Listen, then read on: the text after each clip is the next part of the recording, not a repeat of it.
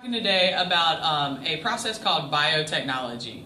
Bio means life, and technology is the application of scientific principles.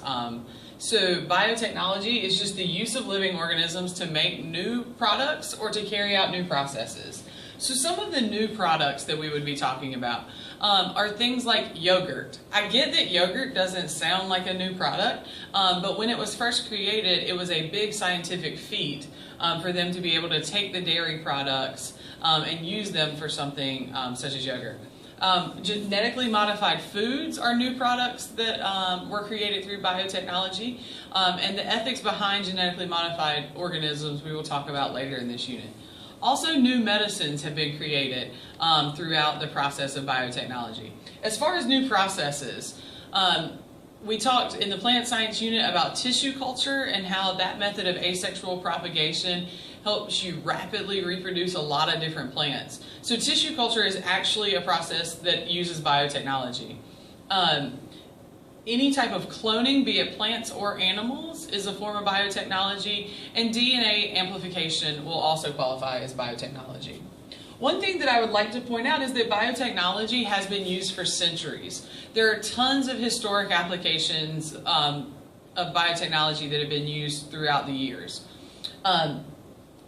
One of the very first applications of biotechnology was the use of yeast to make bread rise. So before they discovered the fact that putting yeast in with their bread would make the bread rise and be fluffy, everyone had really flat bread, very different than what we eat today.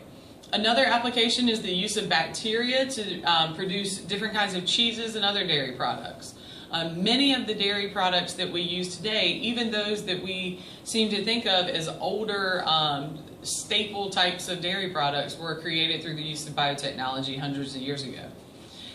Microorganisms that help to ferment fruit and grains into alcoholic beverages. So it took biotechnology to really revolutionize the way that both beer, wine, many of the different alcoholic beverages that are sold are created.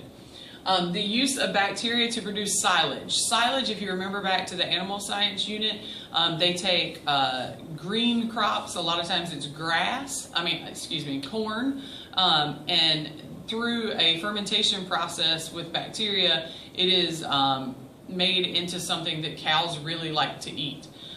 E. coli bacteria was transformed to produce insulin. If you know anyone who's a diabetic, many of them have to use insulin to help to regulate their blood sugar. And this E. coli bacteria was one of the first commercial products that used genetic engineering to create that insulin that many millions of people use every day.